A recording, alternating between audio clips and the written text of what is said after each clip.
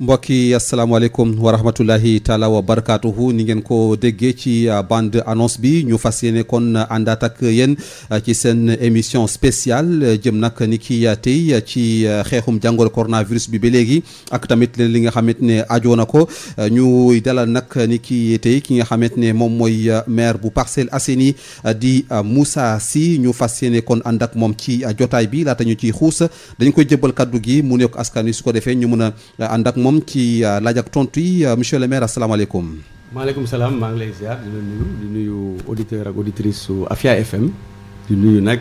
waa Grand Yoff nga xam ne ñoo ñu dalal tey di nuyu sama frère maire Madiop Diop ak toute la commune de Grand Yoff voilà.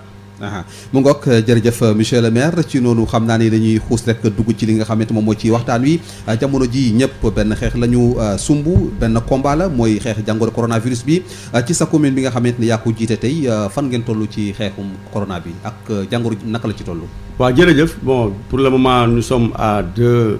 cas communautaires yoo xam ne ñu ngi hôpital ensuite. Vraiment plus de 4 familles yoo xam ne yóbbu nañ leen hôtel mettre leen en quarantaine comme ni ñu koy waxee dans le jargon officiel. balaa boobu le 2-3 mars ñun la ñu commencé woon am ñaari cas donc journée du 2 jëm le 3 donc cas yooyu cas importé la woon jóge woon France ñëw Parcelles suul seen doom yàlla def seen waajur indaale jàngoro bi ensuite wàll ko soxnaam yàlla def aussi ñu ne autorités yi le sous-préfet le district. Le médecin chef Parcelles commission bi yor wàllu jàngoro bi ci hôpital Fann ak ci ministère de la santé ñu géré ko en 20 jours vraiment dans la discrétion presque quartier bi mu dëkk sax nga xam ne man fa laa dëkk fa laa yeewoo mun naa wax ni presque à 99% kenn yóbbu ko woon donc ba mu génn ba dellu këram ak njabootam léegi si diggante bi la am ñaari cas communautaire mais boobu bu muy am ñun si la ñuy dérouler plan d'action. li ñu njëkk a def mooy mettre en place un comité de veille et d'alerte médecin chef bi commission division santé ñu woo délégué de quartier yi ñu ñëw ak bàjjenu gox yi ak les religieux ñu daje du xool lan la ñuy def ba def prévention SNEP si ñëw jàppale ñu bu ministère de la santé le service de l'éducation et de l'information service civique ñëw ñu jël 60 volontaires wàccee leen sur le terrain distribuer 120 000 flyers presque 20 000 affiches ñu jóge ci loolu ñu dem ci marché yi woo leen waxtaan ak ñoom ñu d'accord ak ñun automatiquement le lendemain ñu wàccee heure marché yi ñu yóbbu ko 17h au lieu de 19h 20h ñu jóge foofu aussi ñu ne nañu saupoudrer marché yi nañu désinfecter nañu décontamination bi nga xam ne mënul ñàkk donc ñu xool zone yi nga xam ne am na vraiment population boo jëlee case bi boo jëlee hôpital bi boo jëlee poste de santé yi ñu ne il faut ñu décontaminer donc ci loolu ñu woo service d'hygiène ñu jënd produit 1 450 000 jox leen ko vraiment ñoom ñuy remercier major Àllango mu ñëw ànd ak ñun ñu def les 6 marchés centres commerciaux yi def hôpital bi def mairie def annexe def poste de santé yëpp mais aussi guddi gi de 22h à 0h ñu def toutes les artères des Parcelles Assainies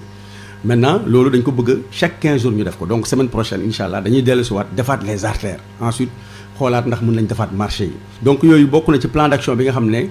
déroulé nañ ko bàjjenu gox yi ñu wax la ñu dellu seen quartier yi xool ak nit ñi wax ak nit ñi xoolal ñu daara yi recensé lañ leen tey rek commission daara vraiment collecte bi ñu defoon commencé nañ ko joxe avec le complément de la mairie fu ma leen di bàyyi nii ci mairie ba ñu ngi joxe tey ay denrées pour les daara pour taalibe yi toog parce que gis nañ li xew ci Ziguinchor juróom benn taalibe am nañu corona te loolu jaaduwul c'est pas normal donc benn taalibe waratul génn ci mbedd bi ñuy lancé appel borom daara yi ñu téye xale yi ci daara yi ku mënul téye xale yi wooñu ñu ñëw wut bus loué yóbbu leen ba seen dëkk autorisation yi am nañ ko pour couvre-feu bi ñu level ñu ko ñu mën a jàll par rapport au transport interurbain mais yor ay ndongo bëgg leen bàyyi ci mbedd yi ñuy taxawaalu ñu for jàngoro ci mbedd bi lor ay junni doomu aadama jaaduwul donc borom daara sëriñ daara ndeyu daara ba mënul yor say ndongo wooñu ñu jël leen dugal leen ci oto yóbbu leen ba dëkk bu ñu dëkk incha allah parce que nañ def loolu te dinañ leen accompagner yow mi nga xam ne yaay sëriñ daara bi ak ndeyu daara bi ñun mën nañ la jàppale ci li nga xam ne moo la mën a alimenter ba yàlla diñ dimbali jàngoro bi di jeex donc loolu mooy li nga xam ne déroulé nañ ko ba semaine bi ñu génn ni ñu am ñaari cas communautaire yooyu aussi mën nañ leen tuddee cas communautaire importé parce que dañu génn ñoom ñëpp dem en dehors des parcelles ñu am ko presque kenn ki Tëngéej la demoon keneen ki aussi ay mbokkam la seeti woon mu ëndaale ko wàllu waa këram donc ba ñu nekk ay cas positif ñu yóbbu leen hôpital yeneen famille contact yëpp ñu yóbbu leen tey en quarantaine di xaar seen période d'incubation jeex donc foofu lañ toll ci xeex bi maintenant port de masque bi incha allah avec le décret du président de la République et l'arrêté ministériel tey ci suba équipe bu surveillance municipale yi dem nañ ci marché yi pour obligation suba nag lañ koy gën a durcir parce que suba dañuy wàññi porte marché yi au maximum 6 portes 3 portes d'entrée 3 portes de sortie mbedd yi aussi dinañu wër képp kuy jaay ku amul masque boo yoree boutique dinañ ko tëj boo yoree table dinañ jël table yóbbu ko mairie parce que affaire bi il faut être radical parce que gis nañ ni nit ñi tooguñu nit ñaa ngi dox nit ñaa ngi grand place nit ñaa ngi def ay natt donc loolu moo tax jàngoro bi mi ngi dox bu nit ñi toogee rek léegi jàngoro bi jeex ñun ñëpp ñu delluwaat suñu liggéey duñ fi nekk di xaar ay dund di xaar ay ceeb et cetera donc ni nit ñi vraiment toog benn place ku nekk dem daani sa doole dàq sa wërsëg mais tant que nanguwuñu toog ça va poser des problèmes donc am na ñoo xam ne nag ñu ngi jéem a def rapport de force mais gëm nañ ni incha allah rapport de force boobu du jàll avec le sous-préfet le commissariat de police muy rond-point case bi muy marché Dior bàyyi nañ fa attention particulière ñu ngi xaar renfort yu ñëw bu renfort yu ñëwee incha allah gëm nañ ni incha allah kenn dootu fa taxawaalu mais pour le moment quand même le dispositif marche très bien avec l'appui donc des forces de l'ordre commandant corps urbain bi il est toujours disponible sous les juges du commissaire gëm nañ ni incha allah loolu dina continuer comme le ministre Aly Ngouille Ndiaye waxee tey suba il faut que état d'urgence bi kaani ba population yi xam ne maintenant la peur est installée ku nekk di nga toog sa kër ku amul vraiment de manière exceptionnelle loo doxi ci mbedd bi di nga toog sa kër parce que tant que defuñu loolu même si le port du masque est obligatoire am na ñoo xam ne ñu ngi ci mbedd bi yor ay masque defuñu fa dara nañ toog seen kër ngir yàlla comme ça fii ak weer affaire bi jeex fi ñu delluwaat suñu sago delluwaat suñu liggéey ñëpp nekk ci jàmm donc vraiment loolu mooy li nga xam ne fa lañ toll. fii ci Parcelles Assainies. d'accord fa ngeen toll ci Parcelles Assainies donc ñu gis ni que xëy na peut-être jàngoro ji lawagu fa te ñuy ñaan yàlla aussi mu bañ faa law comme ni mu lawee xëy na peut-être ci yeneen gox yi mais monsieur le maire ñu gis ni que aussi da nga bokkoon ci ñi nga xamante ne da nga teel a jël ay mesures par rapport surtout ak marché yi lan moo waraloon loolu est-ce que da nga jàppoon ni xëy na xeex bi il fallait que ku nekk teel cee jóg balaa muy ñëw moo gën wala. waaw man li ma gëm boo xoolee kaaw Touba tey. kaa yu njëkk yi wër nañu ba jeex mais marché Ocass la ñu wax mu ngi dem ba Mbacké nit ñëw fa dem daa mel ni ma dem benn service jóge fa dem feneen mais il faut que ñu xool fi nga xam ne danger bi fa la gën a potentiel ñu jéem ko vraiment circonscrire bu ñu ko deful jël ay mesures préventives fagaru comme ni ñu ko waxee moo gën faju affaire bi day law man li ma gëm mooy marché yi moom vraiment centre d'intérêt pour virus bi la parce que nit ñi ni ñu fay ñëwee la moo tax ñu teg nañu 55 points de lavage marché yi ñoo ci ëppale tey fu may jóg nii mairie gars yaa ngi installé waat au moins une quinzaine pour yokkaat ko ci marché yi il faut que ñu ni ñëw raxasu sol masque mais aussi ñu fexe mu fluide ñu wàññi porte d'entrée yi parce que marché yi vraiment effervescence bi fa am te am na ñoo xam ne feebar bi ba léegi duggagul seen xel dañ koy dégg ci télé yi toog nii mais pour ñoom tant que duggul seen quartier moo tax li ministre bi def barki démb bu cité communes yi am cas communautaire yi d'accord naa ci man aussi damay wax ni suñu cas communautaire yi unité 16 la ak unité 24 unité 16 unité 24 am nañu ay contact nag feneen ñooñu famille yi ñu am contact yëpp yóbbu nañu leen mais il faut ñu wax ko il faut nit ñi xam ne quartier yëpp mën na fa dem service public yëpp mën na fa dem moo tax bàyyiwuñu sax poste bàyyiwuñu Sen'Eau bàyyiwuñu Senelec Pamecas fépp fu nit di dem def nañ fa ay lavage vraiment des mains mais nañ ko nit ñi respecté ñu fexe xam ne dispositif bi dañoo war a wàññi nit ñi si mbedd bi ku amul soxla ci mbedd bi ku demul banque demoo poste toogal sa kër soxla woo grand place ci mbedd mi soxla woo naan ataaya ci mbedd dem leen def ko seen kër ngeen toog seen kër jàngoro bi du leen fa fekk mais boo leen génnee ci mbedd bi rek di nga tasanteeg Masamba Mademba mu jógee koñ boo xam ne amoon na fa wala nit wàll na ko fu mu ñëw jox la ko nga yóbbu ko feneen di ko wàll indil ñu musiba Sénégal yàlla mi ngi ñu suturaal ñu ngi sant suñu kër diine yi ñu ngi sant waa jàngu bi monseigneur mais nañu xam ne yàlla suñu borom sax daf ñu digal ci bible ak ci alxuraan que ñun ñëpp yàlla na yàlla bay sa tool doomu aadama day gëm yàlla waaye day fagaru dafa am solo bu ñu jàpp ni lépp ñaan moo koy def déedéet ñaan bi baax na ci mi ngi dal ci réew mi gëm nañ ko par rapport ak fi situation bu ñu toll mais li gën a am solo mooy nañ toog suñu kër nañu raxasu nañu sol masque kuy génn nga sol masque mais boo toogee sa biir kër ak sa njaboot kenn demul fenn yaa ngi contrôler sortie ak entrée incha allah léegi feebar bi jeex ci réew mi parce que loolu léegi moo koy gagné bu ñu ko deful jour bu hôpitaux yi débordé war naa si yàlla dinañ ko rëccu te dootuñu tal ceeb dootuñu tal suukar dootuñu tam tal liggéey parce que balaa ngaa tal lekk nga wër ku amul wér gu yaram mënoo wér donc ñu ngi ñaan sénégalais yi rawatina waa Parcelles Assainies toog leen seen biir kër yi ku amul dool dara def ci mbedd bi toogal l'essentiel que ñun jël nañu ay dispositions njaay mi moom dañ koy réglementer chaque jour ñu ngi wër ci mbedd yi képp kuy lal ci suuf di jaay lekk suñu la fekkee fa dañu lay ramasse marché la ñuy jaayee légume génnee nañu arrêté jox nañu ko commissariat fépp kuy jaay friperie jamono ji amoo place marché bu ñu la fekkee ci mbedd bi dañ koy ramasse parce que du ñu nangu ñu yor ay haut-parleur di woo ay mbooloo di leen dajale doomu jàngoro ji dafa ñëw di law di yóbbu kër jàmbur donc vraiment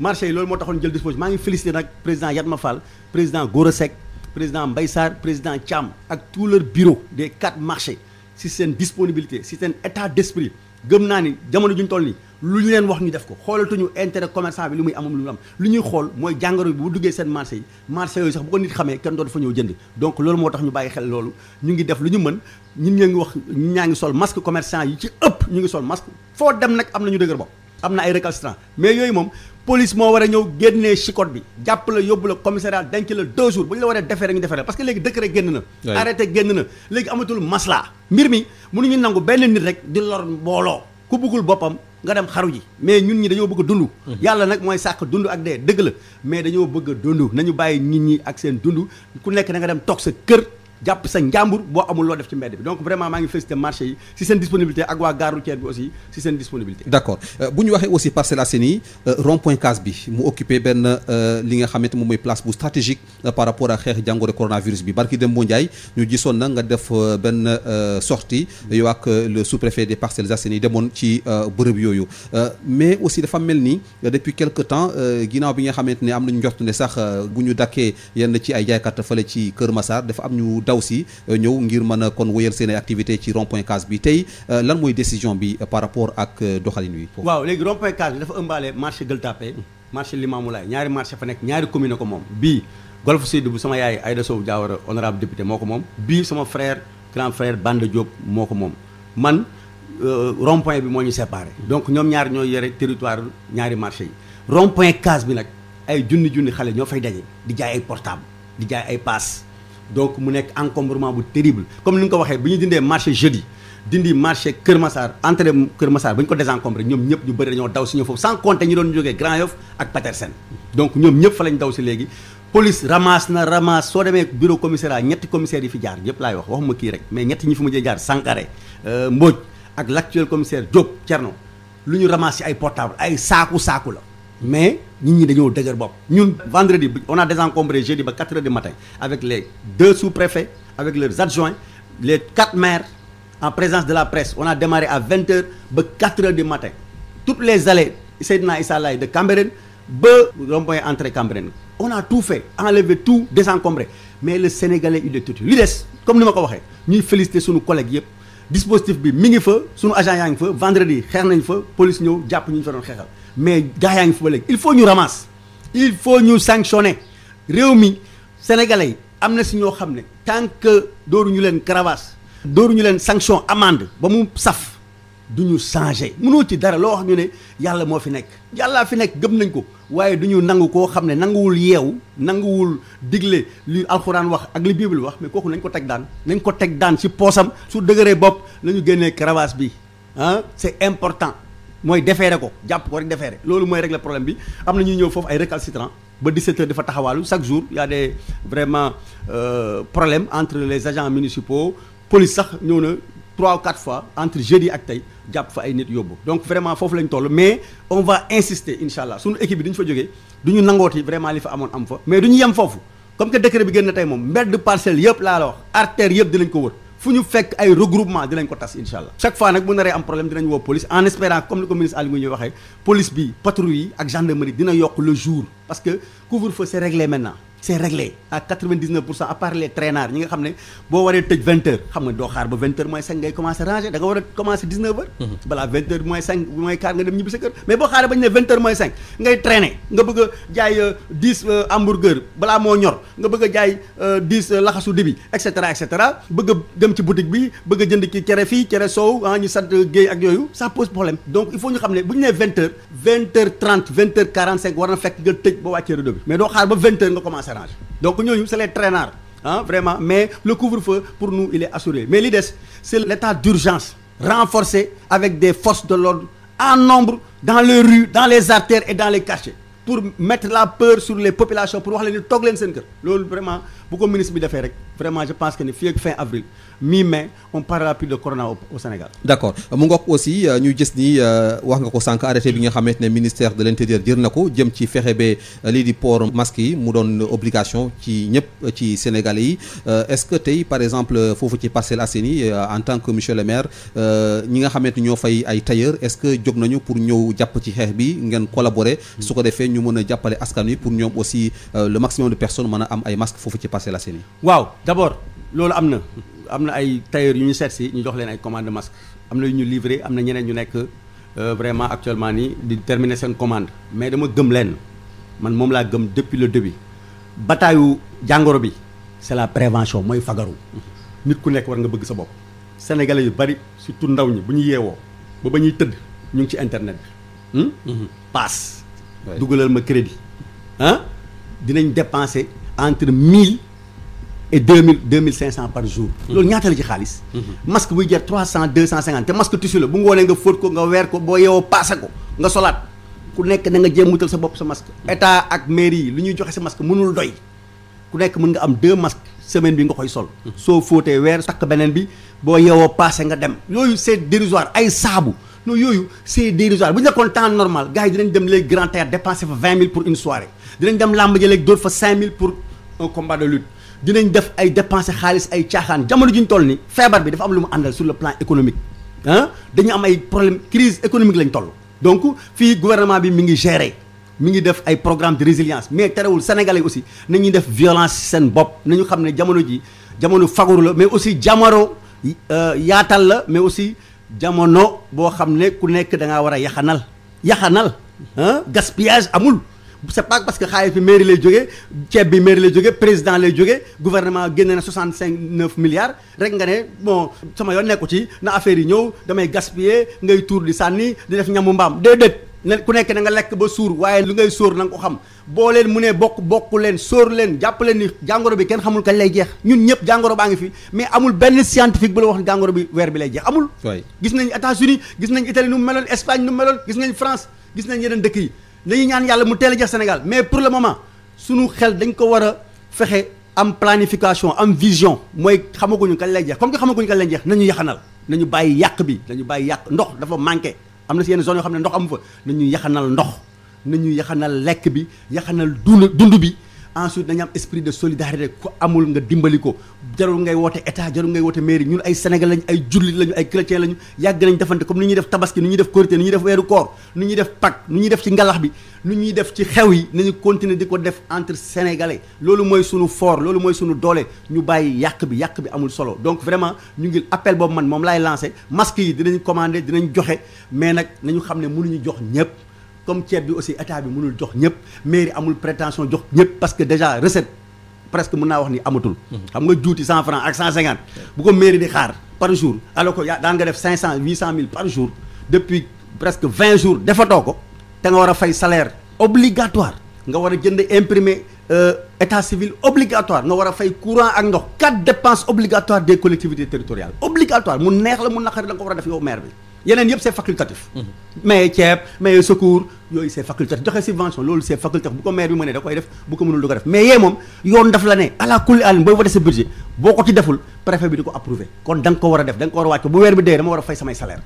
donc war naa fexe balaa maa maye di saraxe ma assuré ni dinaa fay salaire weer bu dee donc nag ne sénégalais yi yaxanal nañu xam ne war nañu def ñun maire yi état bi war na def mais lépp mënul nekk ci ndoddu état bi ak ndoddu mairie yi. d'accord mu mel ni aussi tey bu ñu waxee district nord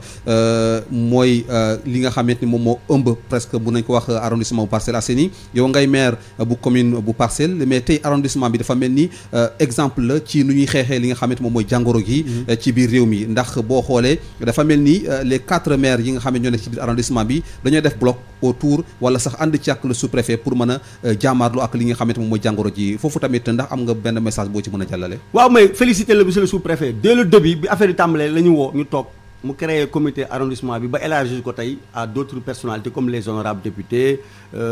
ak les ONG mouvement associatif donc dernière réunion bi ñu def vendredi bi passé la man malheureusement dama demoon réunion ministre de la santé sur les cas communautaires mais dès le début le sous-préfet la def rappel alerte mobilisation des troupes ñu ñëw toog ànd ak moom ku nekk mettre en place une structure dans ta commune alerte et veille ñu ngi liggéey ak suñuy médecin chef de centre de santé coordonné et supervisé par le médecin chef de district madame Rokhaya Daba Sy Diaw donc ñu ngi liggéey bu mucc ayib yàlla mi ngi ñuy suturaal donc ñu ngi gérer cas bu fi muccaat bu bees rek mooy cas wu Soprim bi commune Patte d'Oie donc ñu ngi ñaan yàlla lépp sedd lépp jeex incha allah mais gëm naa ni mobilisation bi ñu am disponibilité bi ñu am ba nga xam ne dañuy exposer suñu bopp incha allah bu ñu ko bàyyiwul bu ñu ci tegguwul suñu tànk bientôt incha allah district nord cas nombre réduit bi fi am mooy continuer am incha allah wala dina dem ba jeex tàkk ba dootu fi amati incha allah nañu population yi jàppale rek toog seen kër parce que mbir mi yëpp prévention la fagaru la ku amul looy def ci mbedd bi toogal sa kër loolu lañ soxla bu ñu ko defee rek incha allah gëm nañu plan d'action bi am arrondissement bi am ci 4 communes yi sama collègues yi ma leen di féliciter di leen encourager gëm naa ni incha allah dinañu daan corona fii ci arrondissement bi